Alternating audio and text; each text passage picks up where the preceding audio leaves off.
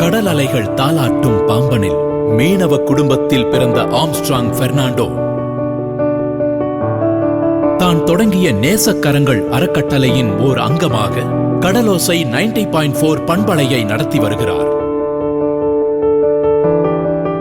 மீனவர்களுக்காக தொடங்கப்பட்ட முதல் சமுதாய வானொலியான இதன் ஓசை காற்றையும் கடல் அலைகளையும் கடந்து கடலோடிகளின் காதில் ஒலிக்கிறது.